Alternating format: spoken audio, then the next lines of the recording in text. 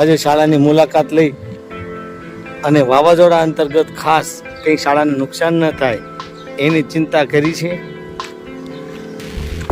આ બાજુ પાણીના બંને ટાંકાઓ છે.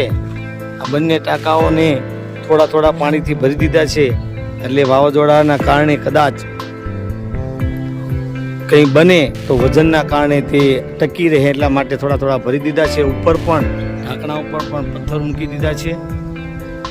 અમારા ખુશભાઈ મારી સાથે મહેનતમાં છે. પરસેવો થઈ ગયા છે.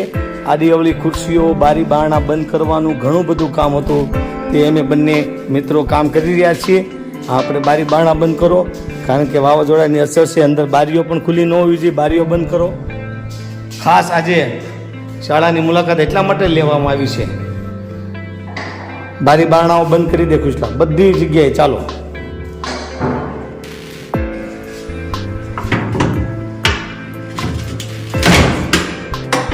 બારી બારણા જો ખુલ્લા હોય તો પવનના ભટકાઈને નુકસાન થવાની ભીતિ રહી છે.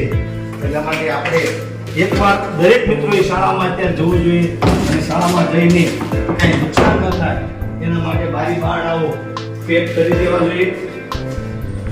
પાણીના ટાંકાઓ ભરી લેવા જોઈએ, જેથી કરીને વરસાદની અંદર એ ટાંકો ફૂટવા ન કરે.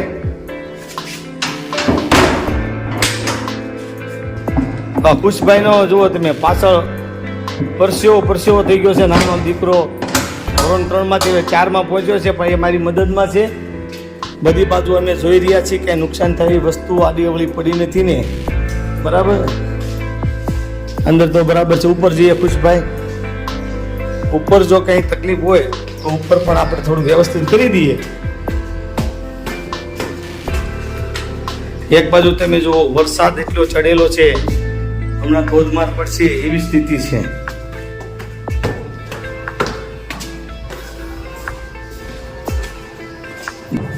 આ બારણા પણ ખુલ્લા છે, અહીંયા બંધ કરી દો ખુશભાઈ. આ બારણા પણ ખુલ્લા છે, સાથે અહીંયા પણ બારીઓ ખુલ્લી છે. વ્યવસ્થિત બારીઓ બંધ કરો. એક પણ બારી ખુલ્લી ન રહેવી જોઈએ. અહીંયા પણ એક બારી ખુલ્લી છે, હું મારી જાતે બંધ કરી દઉં.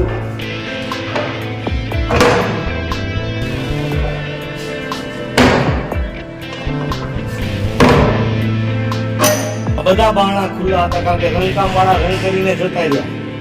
એમની બારણા બંધ કરેલા ન હોય તો આપણે થોડી ચિંતા કરવી પડે.